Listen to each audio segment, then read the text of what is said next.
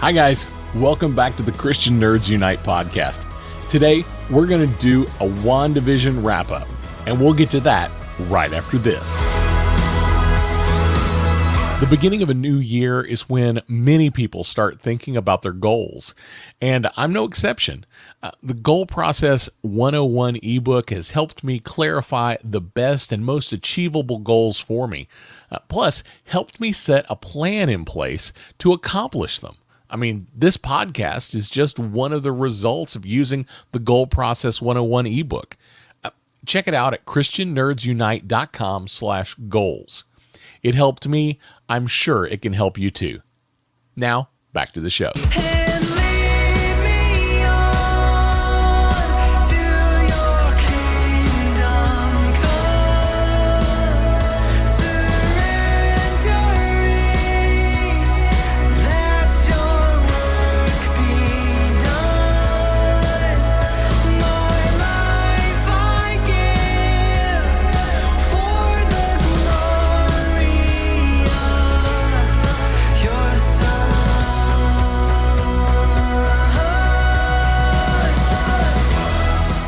We're going to try something a little new today, and we're going to add a small news segment. Just some nerdy news, some things that we think are exciting that are coming out really soon.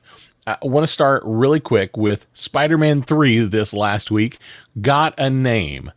We know it is now called Spider-Man No Way Home. It looks like it's going to be a great movie, just like the other two have been. Tom Holland has done a great job as Spider-Man in both movies, and I don't expect it to be any different this time. Now, they did have some fun. They trolled us with some fake names, including Phone Home, Home Slice, and Home Wrecker. So that was kind of some fun they had there with us. We do have a release date. They are saying it's going to be December 17th, 2021. Now, it looks like that's going to be theaters only. Doesn't look like that's going to be a simultaneous release with Disney Plus. And that looks like the way that they're headed on the Marvel side. It looks like all the major Marvel releases are going to attempt to do theaters only. We'll see if that changes. Now, No Way Home could mean a lot of things. We do know that Doctor Strange is confirmed as the new mentor for Peter, and since Tony is gone, now many are suggesting that this will be a multiverse, Spider-Verse kind of movie. Maybe Peter's going to get lost in the nexus of everything, and maybe that's part of the No Way Home part of the story. Since there is the multiverse of madness coming up with Doctor Strange, it would make sense that this would kind of get mixed up into that whole thing, since Doctor Strange is going to be there. We already know we're going to see some multiverse things, and we are hearing that there are going to be several guests coming to this particular movie. People that have been in the previous Spider-Man movies before the MCU. So, actors like Tobey Maguire and Jamie Foxx are coming back to reprise their characters. So this is going to be a little bit different if all those rumors hold true. Some say it's going to happen. Some say it's not going to happen. So I am hopeful that we're going to see them all, and it will be a crazy time. Now, another movie just released this week is Raya and the Last Dragon. I have not had the opportunity to watch this yet, but it is getting huge reviews. Rotten Tomatoes, the reviewers are giving it a 95%. That is ridiculous. That's amazing. And the audience is giving it an 85%. That is super huge. Now, this is in theaters and Disney Plus Premier Access. Now, if you're not familiar with Premier Access, that's basically paying an extra fee so that you can see this movie right now on Disney Plus. Then number 3 bit of news is the Zack Snyder Justice League is going to release on March 18th, and they have announced that they are not going to do the 4 1-hour episodes like they had originally discussed. It will be released as a full 4-hour movie only. I'm super stoked about this. I so want to see it. Once I've seen it, we will definitely talk about it on the show. Now, let's get to our main topic and some scripture. And I know I talked about WandaVision last week, but I really feel like we need to have a WandaVision wrap up. Last week was very focused on episode 8, and a lot of what we'll talk about today will involve episode 8 and episode 9, but we'll also throw in some things about some of the previous episodes. So this is your spoiler warning. If you've not seen it, but you want to and don't want to have it spoiled, definitely wait a while before you listen to this episode. That being said, let's go ahead. We did talk last week that a large part of WandaVision is about dealing with grief. And one of the scriptures that I focused on was Psalm 34:18. The Lord is close to the brokenhearted and saves those who are crushed in spirit. And that has been a huge verse for me through a lot of things that I have experienced over the last couple of years. When my wife had her serious illness and we almost lost her, this was a scripture that ran through my head on an hourly basis during that time when we didn't know what was going to happen. And through the loss of loved ones, losing my mother a couple of years before that, this verse has really resonated with me more and more the older I get. Now, on further reflection about WandaVision, I really think the entire show's true focus is on love. Now, when we talk about that, this is a show that focuses on love, even though grief is a big portion of that. And there is a line in the show, and it's kind of the pinnacle of the show, where Vision says, "What is grief if not love persevering?" It's a great line, and to think through what that means, it's really pointing to the idea that we grieve because we love. That our love for someone doesn't end when they pass away. Our love continues, and when we are showing grief, it's because we love so much. And I think a great scripture to share on love, we see this a lot in weddings, is 1 Corinthians 13, 4 through 8. And since the show does, focus on Wanda and Vision's married life, I think this is a great scripture to read. Love is patient, love is kind. It does not envy, it does not boast. It is not proud, it does not dishonor others. It is not self-seeking, it is not easily angered. It keeps no record of wrongs. Love does not delight in evil, but rejoices with the truth. It always protects, always trusts, always hopes, always perseveres. Love never fails. Now, today is basically going to be my review of the show. And we're going to throw a few Easter eggs in along the way. So first, let me say, I absolutely loved WandaVision. Overall, I thought it was great. Some people say this is a masterpiece. This is, the best thing that Marvel has ever come out with. I don't know if I'm going to go there yet. I do think it has a great storyline. It has a great story arc. It's weaved in and out very well. It plays well with the other parts of the Marvel universe, and it's a great way to spin off other things. So it is very, very well done. It is both lighthearted at times and deeply serious and emotional in other times. And I think it's a great combination of the two. As I talked about last week, it deals a lot with grief, and I think it dealt with it in a brilliant way. And those people who say this is the best thing Marvel has done, My guess is that this is the key to why they feel that way. Um, we don't see Marvel deal with grief very well in the past, and this has been a drastic change, dealing directly with the loss that people have had and the aftermath that happens with it. I had mentioned something about the 5 stages of grief, and I do think that Wanda's story is a good picture of this 5 stages of grief. Now, if you're not familiar with those, let me just go through them really quick. And there are various different people that say different things. I'm going to use the 5 stages of grief that most people recognize.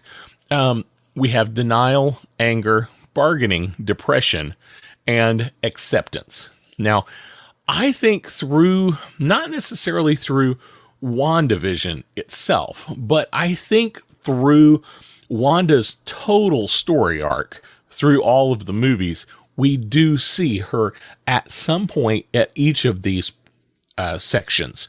And I don't necessarily think we see them all in order perfectly. So it's not an exact fit. But I do think when they were working on WandaVision that this was a thought in their mind. Now let's start with denial. I don't think we see this really well.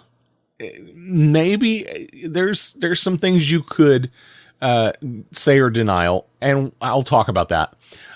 But I don't think we see a lot of denial initially, because right after Vision's death, well, first of all, we really don't see any denial in the death of her brother Pietro.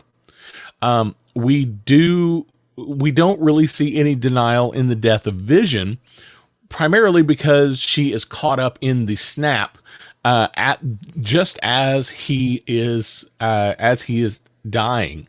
So we don't get that opportunity to see that denial. Now, some people could say that her creating her own reality is a form of denial. And that if we look at it that way, I definitely think there's your denial. Then we have anger. We for sure see her anger. We see her angry as soon as she comes back from the snap. We see that in her direct confrontation with Thanos, when she says, "You took everything from me," and he says, "I don't even know who you are." So there's definite anger there. We also saw a lot of anger in Age of Ultron, that moment where she gets retribution for her brother Pietro by basically ripping the mechanical heart out of Ultron's body.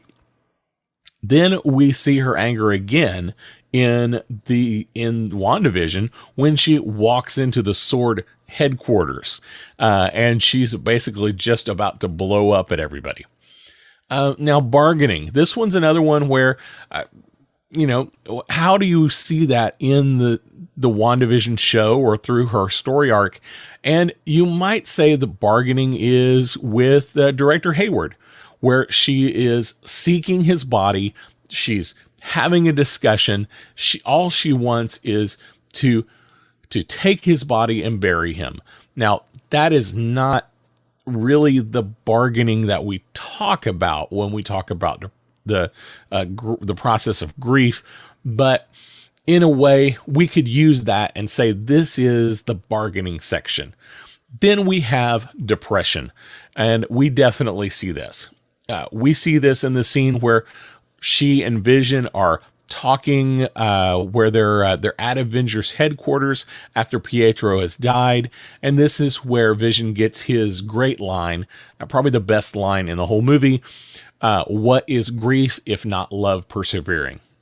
Now, implying that love, once again, does not end in death, but that love carries on with grief. And I do think this depression is really the focus of the series as far as the biggest part of what we see.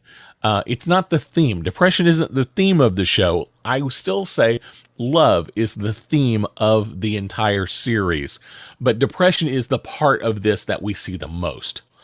This is where we see her creating her own world, and basically a lot of times what we'll see people that are grieving go into depression by simply, shutting the world out, not replying to phone calls, not answering the door, going into their closet and hiding away from the world.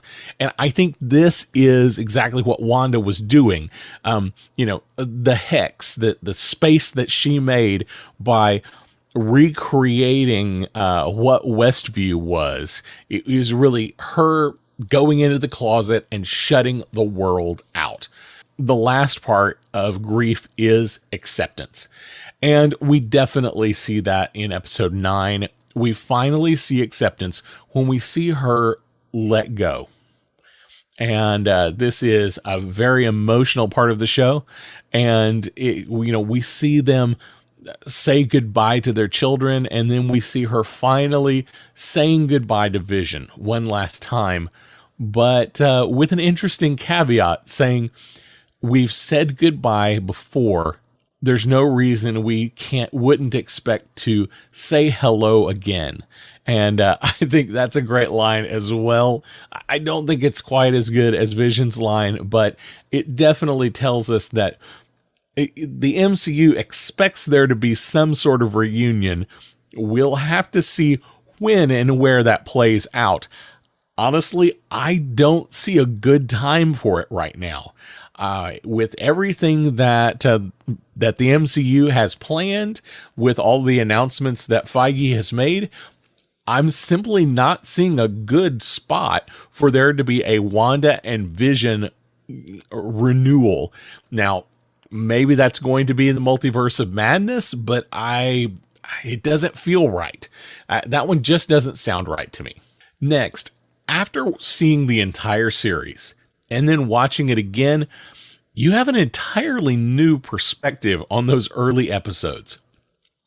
When everybody watched them at first, nobody got it. A lot of people were like, this is weird. What is this whole Dick Van Dyke Bewitched thing going on? What is the purpose of all this? It's funny. It's cute. I like it as a comedy bit, but what purpose does it serve? After you've seen the entire series, it opens a whole different perspective of what was going on during those episodes.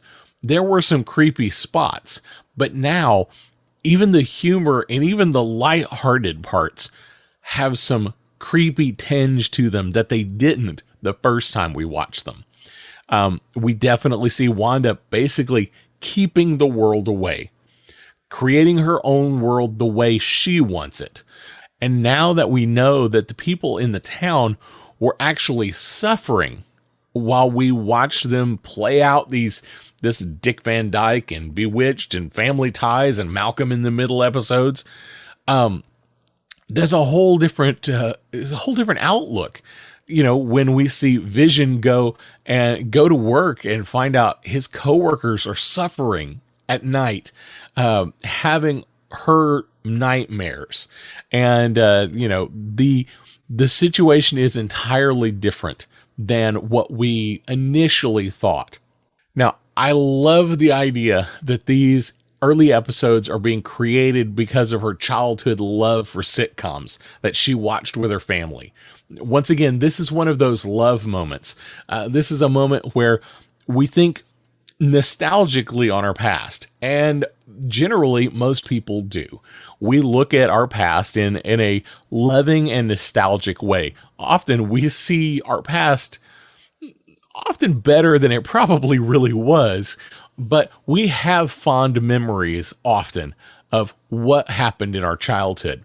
Now, this is a quick little weird, I don't know if this is an Easter egg, but it's just a weird inconsistency I found. An oddity. Now, as best I could tell, the Dick Van Dyke box set that they're watching actually came out in 2005. Now, why is that an oddity? Well, because earlier in the series, we were told that Wanda and her brother were born presumably in 1989. That's fine. Now, in that scene, she looks to be 8 to 10 years old. So at the latest, we're talking about this is 1999, which would be 6 years earlier than that box set existed. That's number one. If she's closer to 8, then we're talking about this being 1997, which is a problem for DVDs just in general, because mass market DVD players were crazy expensive at that time. They didn't start really coming down in price until 1999. Now, that's something that gets a little weird in the timeline, and I'm not going to be super nitpicky, but I am that guy, so I thought it was interesting when I did a little research on it.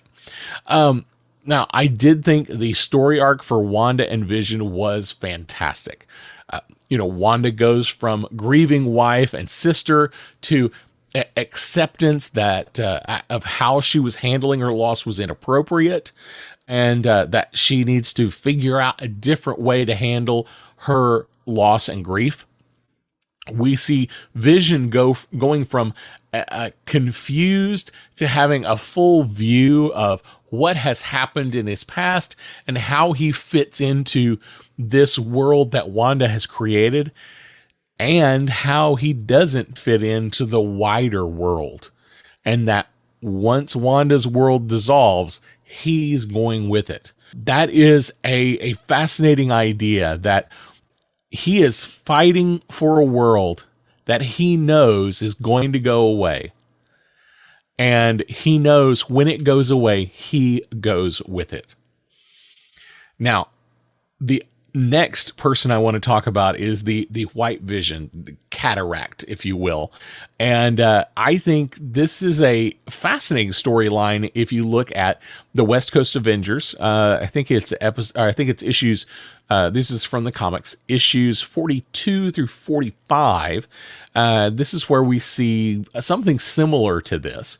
It's a little bit different because we only have the White Vision in that. And, in the end, we do see a situation where Wanda and Vision simply don't connect because Vision doesn't have all of the emotional attachments that he had. Now, this is a little bit different, and this White Vision, we do see, and we'll get to that here in just a few minutes, we do see some changes there. So it'll be interesting to see if this White Vision eventually does have the love for Wanda that the original Vision had. Now, here's another Easter egg. And this Easter egg has been coming and going throughout the series if you watched closely. The marquee on the theater has a fascinating comment that says, Tannhauser Gate puts the fun in dysfunctional. And that is a great, weird little saying, and it wraps up a lot of what's happening in Wanda's world. Now, that is the actual marquee. That's what it says when she arrives in Westview. Now, as things change, as she changes decades, it says different things. At one point, it says Big Red is one movie, and the next movie is Kidnapped. So, Big Red, that's, Vision, and Kidnapped is he's kind of stuck, or he's been kidnapped by Hayward. Lots of possibilities there. In another scene, we see it is The Incredibles and The Parent Trap. And The Incredibles, obviously, it's a family superhero movie. And then we have The Parent Trap, where we've got parents with twin kids. That's a movie that's had a couple of remakes through the years. Now, let's go back to the Tannhauser Gate from the original marquee before it changed. And you'll see it in 2 or 3 different episodes where it gets the original marquee and then you see it change. But the Tannhauser Gate is a fascinating comment because it is a reference to a couple of different things. One, it is very specifically a call out to Blade Runner. Blade Runner, a movie where we have synthetic beings that, have short lives and are basically illegal on Earth. And at the end, Roy Batty has this amazing soliloquy where he uses the term that when he dies, his memories will simply be like tears in the rain. But he has the line that he saw things that you can't imagine, that he saw, these amazing things at the Tannhauser Gate. So that idea that he is a synthetic being and the Vision is a synthetic being, that's a great connection. Now, there is another connection. If you look deeper into Tannhauser Gate, the Tannhauser Gate isn't explicitly a thing, but there is this storyline in some mythos where there's a place that is Tannhauser, and there is a gate, and this gate is basically a way into the underworld. So when I read Tannhauser Gate and I read that information, I really thought we were going to get at least a glimpse of Mephisto at the end of WandaVision. Now, obviously we didn't. So, fail on my part. I missed that one. But I think it's a great Easter egg. Now, we do see a final showdown between the two visions, and it's brilliant. We get the physical and intellectual battle, and I think that's the best part. We get the physical battle. We see two visions fighting the way we want to. They're phasing through each other. They're flying. They're punching. They've got forehead lasers going on. It's just a great Marvel battle, all in all. Then we have the final intellectual battle. And this can only happen because Wanda's Vision finally understands everything that's happened. If he hadn't understood exactly what his position in the world was, he couldn't have the conversation he's about to have with the White Vision.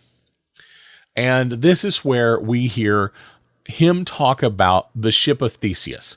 Now, this is a thought experiment, if you will, and it has been discussed for centuries and centuries.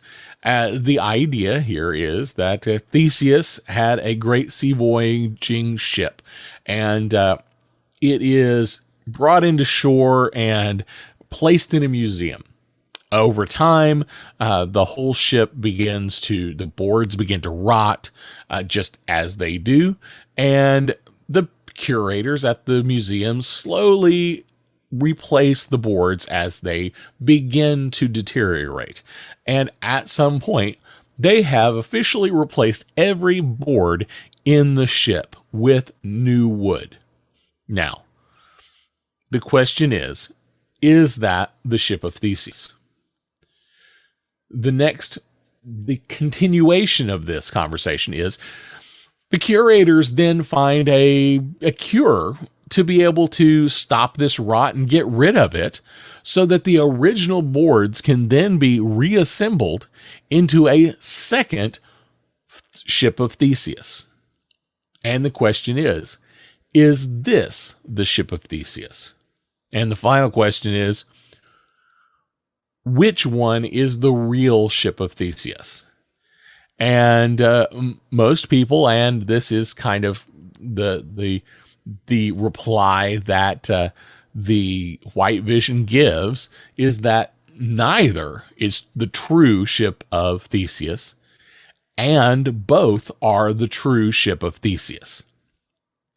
It's a complex idea. It's philosophical at best, and it gives some interesting thoughts to discuss.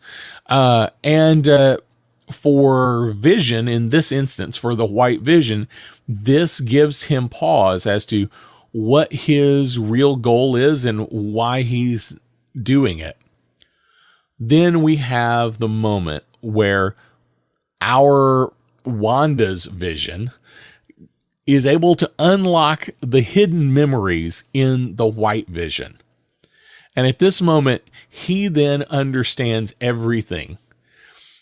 We talked about it a minute ago that, Wanda's created vision didn't understand his place in the world. He didn't understand what all had happened. Once he knew what had happened in the past, then he understood his place in the world. Now this white vision only has recent memories and what he has been told to go do, to neutralize Wanda and destroy this other vision.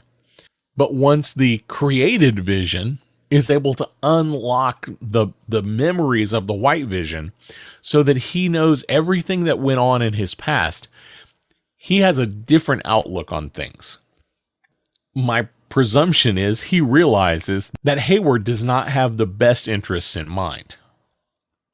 Now, at this point, White Vision's task this entire time was to destroy the vision. And his final line is, "I am Vision," and then he leaves. I'm not happy with that part of the resolution. I think it's okay. I'm concerned. What does this mean? Where did he go? My guess was wrong, kind of. I had expected them to combine in some way, and we would have a vision that was able to walk out of the hex. Obviously that didn't happen, at least not in the way that I expected it. They didn't combine, but maybe I kind of got it right by the fact that this created vision unlocked the memories of the white vision, the physical body of the real vision. And did he at that point become the real vision again? I think the MCU is going to say he's not quite the full original vision. Otherwise, he would have stayed and fought. So that's my guess on that. So I give myself like 50%. I got that one half right. Now, so before we get to Wanda, let's look at some of the other characters. And I know this is a longer episode than usual, but I really wanted to go through this. So we've got Monica Rambeau. She has a nice story arc. She goes from, small girl in Captain Marvel 1 to a full-fledged superhero with superpowers at the end of WandaVision. I had this one pegged from the beginning that somehow Wanda would be the reason that that Monica Rambeau received her powers and became, I'm going to call her Photon, since that was her mother's call sign, and that's what the Easter egg we saw in episode 4 was, I believe it was, that we saw that. So I think I got that prediction pretty correct. Now, my prediction based on the end credit scene is that the person who's asking for her is Nick Fury. We saw him in space previously on a Skrull ship, that he is scheduled to be doing a secret invasion show, which should involve lots of Skrulls replacing lots of heroes. And I think that's where we'll see Monica pop up. Probably we'll see her in Captain Marvel 2, but I think she'll be a bigger player in Secret Invasion. We are expecting both of those to be released in 2022. We don't have a definite date on the show, so we're not sure which will come first. But that's my prediction, that we will probably see her in both, but that Secret Invasion will probably be where we see her primarily.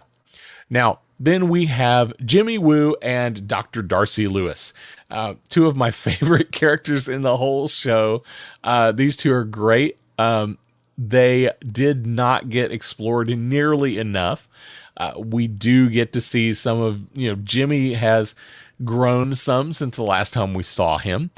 He has learned his magic sleight of hand tricks, so that's fun. He has gotten some story arc there. Darcy has gotten her doctorate, so we're seeing a little growth in her as well, but I don't think either one were explored as much as we would have liked them to. They're fun, they're lighthearted. they were kind of the kings of exposition. If they weren't giving us the exposition directly, then somebody was explaining something to them. So they definitely were just kind of exposition experts on the show. Personally, I think they both need their own show. They need a show together, a little bit smaller scale, an ongoing show, a little bit lower budget, and turn it into a Marvel style X-Files show and make them agents of S.W.O.R.D. and have Monica Rambeau as their boss, sending them out each episode to explore some new trouble spots.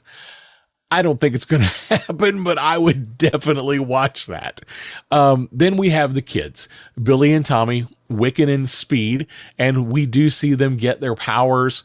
We see them grow up from babies to toddlers to, 10-year-olds, basically.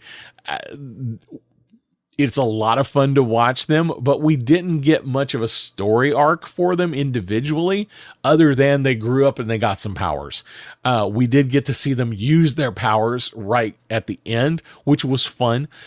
But they were there more as a motivation for Wanda than to be their own storyline, which is fine. It's fine, but it would have been nice to have their own storyline. It would have been fun to have an episode where they were using their powers to achieve a specific goal while Wanda and Vision were off dealing with some other issues. But we didn't get that, and I think it's fine for the series the way it is. It would have been nice. I think we will probably see them again in the future because of something we'll talk about here in a moment. Now, then we have Agatha, and we found out it was Agatha all along, and that's the song, and that's the end credits scene that we saw and everybody loved, and it is the meme that is going around nowadays. She was actually really great. Catherine Hahn did an amazing job in this part. We finally get to see her really use her magic we get to see it for real.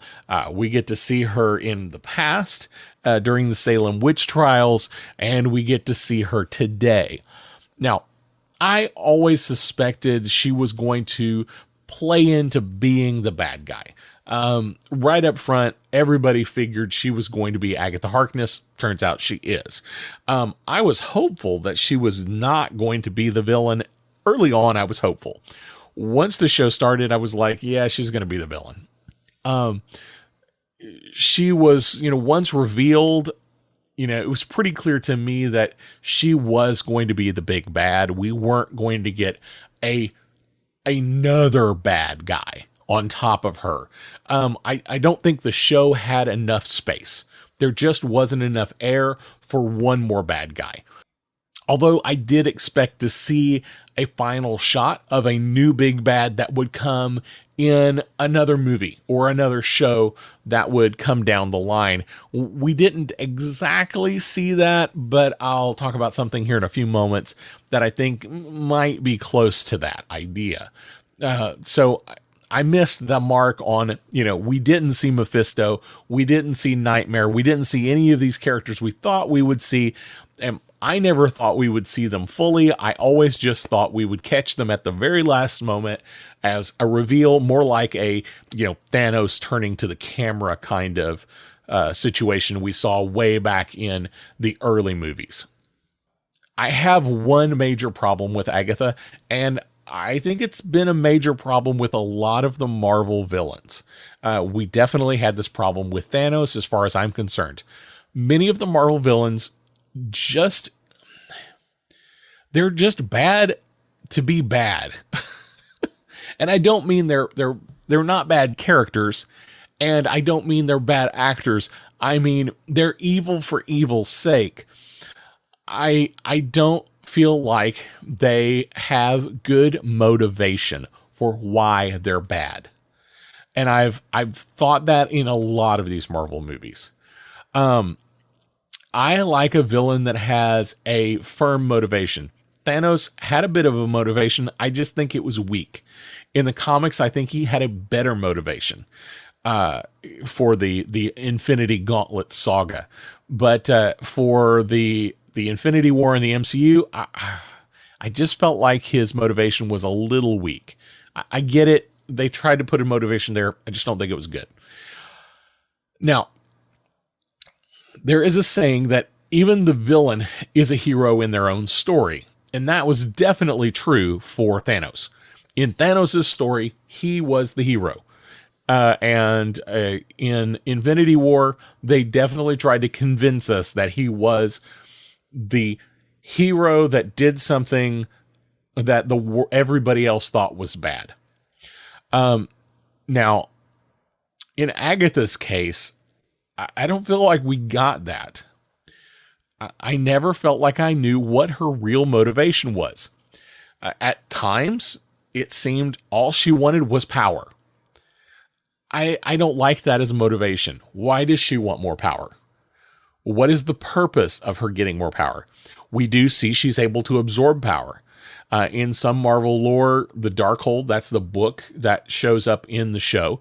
The Darkhold has a spell for siphoning power from others. So that could explain her, Coven turning on her and her mother saying that she was studying spells above her station. She was learning how to absorb powers from other witches. Now, that makes perfect sense. But why does she want this power? What does she need it for other than just, I want to be more? I don't like that as a motivation for a character. I want something deeper. I did think, at first I thought, maybe she's trying to stop Wanda. She needs the power to stop Wanda to save the world for later. But that's not really it either. That doesn't ever get explored. She makes the comment a couple of times of, you don't know what you've done.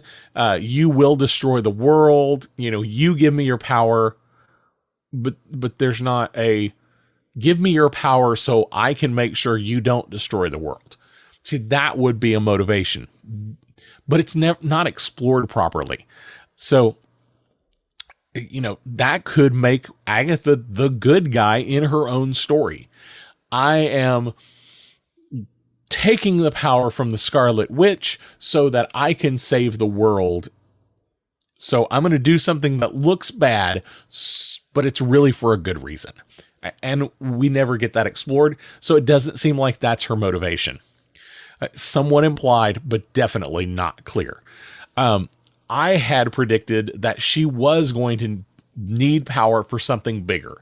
That maybe she was trying to release her son, which in the comics she has a son that's stuck in limbo, stuck in the Nexus, or my thought was her son is stuck in limbo. He's stuck in the Nexus, or he's died, and that she believes that Wanda's power would be able to bring him back, and that getting her power would allow her to bring her son back. And I think that could have been a great motivation, but it wasn't there. That was my prediction. It definitely didn't come true. But that's where it is. Now, since she's still alive, we still have a chance to see her return, and I'm excited. I would love to see more of Agatha. Finally, we get to Wanda's story arc, and I think it's a great story arc. We've already talked a lot about this because the show is really her story. It's not about Vision. The story is not about Vision at all. The story is about Wanda. It's not about Monica. It's not even about Sword. It is about Wanda. Her new costume is brilliant. It has that real comic superhero feel. We get the M-shaped crown piece on her head. That's very comic-y feeling. But at the same time, it has that MCU look to it. We don't get the skimpy comic book outfit. We get a dramatic, leathery outfit that shows power and strength. And I really love that this is what MCU has done for these characters. I've always thought the costumes were great in the MCU. I think the thing to end with is the final credit scene. And this is where we see Wanda in a secluded house. She's left Westview. She's doing a Doctor Strange style astral projection thing where she's studying the Darkhold. So let's talk just briefly about the Darkhold some.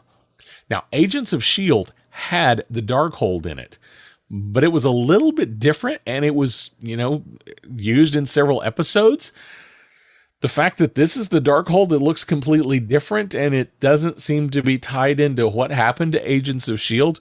There is a big question mark. Is Agents of S.H.I.E.L.D. still canon? Or is Agents of S.H.I.E.L.D. a multiverse, a different multiverse? So in the comics, one of the spells that's in the Darkhold is the ability to open up limbo, which is a way to get to the nexus of all universes. In this end credit scene, we hear Wanda's children calling out to her to save them. Now, it's unclear, is this a memory or is this something that's real? My guess is it is something that she is experiencing as real. Whether or not it's tricking her or it is actually her children is yet to be seen. My guess is it's whether they're real or kids or not, I think she's being tricked, and she will be tricked into opening something that she shouldn't. A Pandora's box, if you will. Now, if that's the case, then probably she's going to open the Nexus, and she is going to release something bigger than she ever expected. And that would be a great place for Doctor Strange 2 to kick off. That's my prediction. Then you can write it down, and when it absolutely falls flat on its face, you can write me a note and say, you were wrong, and that's fine. So back to my expectations that we would see a glimpse of a bigger bad at the end of WandaVision. Maybe I wasn't so wrong. Could the Darkhold itself be the next big bad? Rather than the creatures that it unleashes, it actually being the issue. That Wanda read it, that Wanda was able to, to open up the Nexus because she was delving into things that she shouldn't have, this dark magic. Could that be our glimpse into the next big bad? I think that's a bit of a stretch. I'm just trying to make myself feel better that I got a prediction right. But I think it could be a thing. It would be interesting to not have a big bad as a character, but actually the book is the big bad. I think it would be interesting and cool, but I'm probably wrong. So overall, it was a great series. I did absolutely love it. We have a whole new superhero in the form of Monica Rambeau's Photon, and we probably won't hear Photon as a name, unfortunately, because that's just kind of the way MCU rolls. It's only taken us 5 years to finally hear the Scarlet Witch as a name, so, we see that kind of thing happening in the Marvel universe quite a bit. So I doubt we'll see Monica get a name, but, if she's going to have one, it'll be Photon. We have a new Vision, the White Vision. We want to see more. I just don't know where he fits in. Looking at the schedule for phase 4, I don't know where he fits into this universe right now. Maybe he's going to show up in the Multiverse of Madness, but that is definitely not confirmed, and it doesn't seem to fit well in my brain, but I would definitely be okay with it. We have a new Wanda. What I mean by a new Wanda, it's the same Wanda, but we have a Wanda that's got a different outlook on life. She's accepted her loss. We have confirmation that she is, in fact, the Scarlet Witch. That's a thing and not a person. We'll have to wait to see what that all really means. WandaVision is for sure worth watching, and I will definitely be watching it again. If you have not watched it yet and you listened through all of this and I haven't spoiled it for you, go watch it. I promise It is worth it. Well, that's all I have today.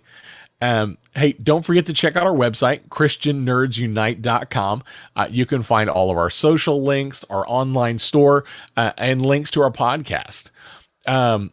And while you're there, click on the support tab and check out our Patreon or consider donating directly to help us defer some of the costs. It does cost us some money to set up the hosting for the show and the website and things like that.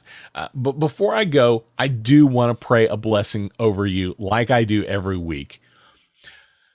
May the Father's hand keep you from stumbling, the footprints of Jesus give you confidence to follow, and the fire of the Spirit keep you warm and safe in your walk with God this day.